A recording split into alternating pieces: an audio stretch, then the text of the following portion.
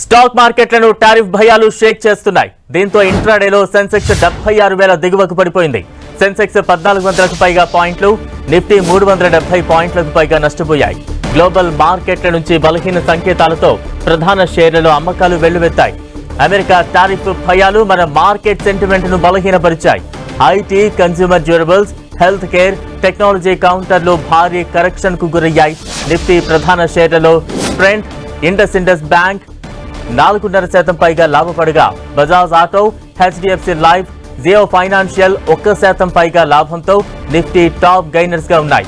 HCl Technologies, HDFC Bank, Bajaj Finserv, Infosys, Shriram Finance 3% పైగా నష్టంతో Nifty top losers గా ఉన్నాయి.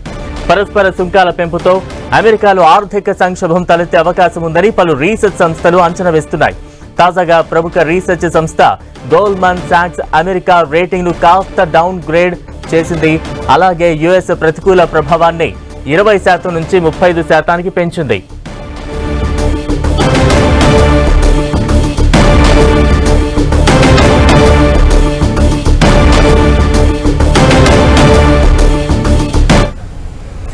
ఇక దేశీయ మార్కెట్లపై పూర్తి సమాచారాన్ని అందించేందుకు ప్రస్తుతం ఫోన్ లైన్ లో అందుబాటులో ఉన్నారు మార్కెట్ అనలిస్ట్ సుందర్ రాజా గారు. సుందర్ రాజా గారు, నమస్తే అండి. నమస్తే అండి. రైట్, ఇవాళ మన మార్కెట్లు ఇంతలా నష్టపోవడానికి ప్రధాన కారణాలు అంటే ఏం చెప్పాలి? మార్కెట్ ఇవాళ చూస్తే కనుక భారీ కరెక్షన్ కావడానికి ప్రధానంగా ఒక 4-5 కారణాలు చెప్పుకోవచ్చు.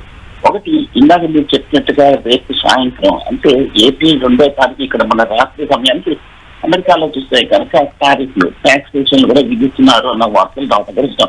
మధ్యలో ఒక 10 రోజుల క్రితం చూస్తే కనుక టారిఫ్ విషయాలు కొంచెం కొంచెం తగ్గినప్పటికీ మళ్ళీ తరం మీద రావటము, అలాగే మనకి రేపు రాత్రి చూస్తే కనుక ఏ విధమైన ట్యాక్స్లు, ముఖ్యంగా భారత్ మీద ఏ విధమైన ట్యాక్స్లు, అలాగే మనకి ఏ రంగాల మీద కూడా ఇక్కడ నుంచి ట్యాక్స్లు విధిస్తారన్న దాని మీద మార్కెట్ చాలా ఆతృతగా కొంచెం నర్వస్ గా ఎదురు చూస్తున్నట్టు కనిపిస్తుంది. అలాగే ఇటీవల కాలం చూస్తే కనుక America already Canada, China, Mexico మీద కూడా కొంచెం ట్యాక్స్లు విధించడం అని చూసాము. ఇంకా నెక్స్ట్ భారత్ పెట్టడానికి వస్తుంది కాబట్టి సో మార్కెట్ కూడా కొంచెం కీలకంగా ఎదురు చూస్తాం. అది రెండో ముఖ్యమైన కారణం చూస్తే కనుక ఈ టాక్సేషన్ వల్ల కొంచెం అమెరికాలో కొంచెం రిసెషన్ ఫియర్స్, కొంచెం రిస్క్ ఉందని చెప్పేసి ఈ మధ్య కొంచెం వార్తలు కూడా విన్నాము.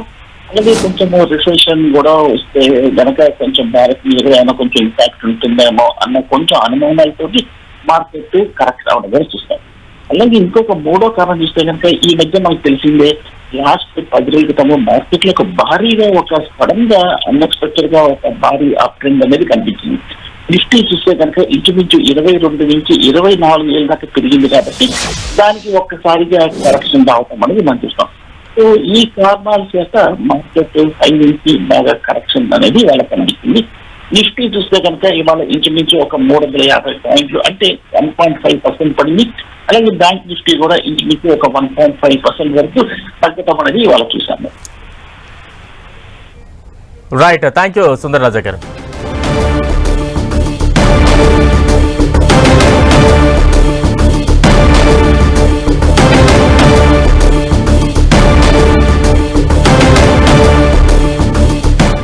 స్టాక్ మార్కెట్లను టారిఫ్ భయాలు షేక్ చేస్తూ ఉన్నాయి. దీంతో ఇంట్రాడేలో సెన్సెక్స్ 76,000 దిగువకు చేరుకుంది. దానికి సంబంధించిన అప్డేట్స్ మనం చూస్తూ ఉన్నాం.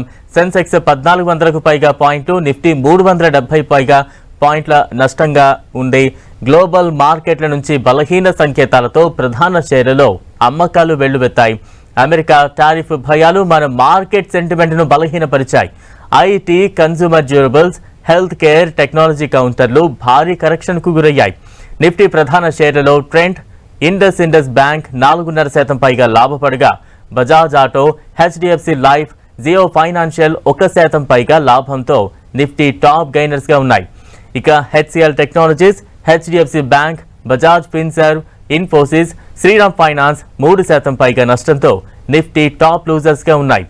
పరస్పర సుంకాల పెంపుతో అమెరికాలో ఆర్థిక సంక్షోభం తలెత్తే అవకాశం ఉందని పలు రీసెర్చ్ సంస్థలు అంచనా వేస్తూ ఉన్నాయి.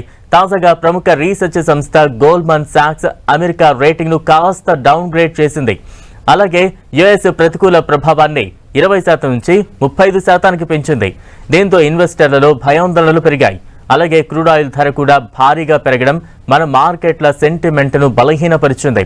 క్రూడ్ ఆయిల్ ధర పెరుగుదలతో దేశీయ దిగుమతి బిల్లు పెరగనుందని అంచనాలతోనే ఇన్వెస్టర్లు అమ్మకాలకు దిగారు.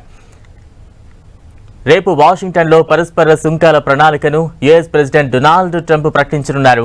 కఠినమైన వాణిజ్య విధానానికి ట్రంప్ సిద్ధమవుతుండటంతో ప్రపంచ మార్కెట్లన్నీ వణికిపోతున్నాయి. ఏ దేశాన్ని వదిలి పెట్టబోనని, ఏ దేశాన్ని కూడా వదలనంటూ కూడా ఇప్పటికే ట్రంప్ ప్రకటించడం ఇన్వెస్టర్ల భయాలను రెట్టింపు చేస్తోంది.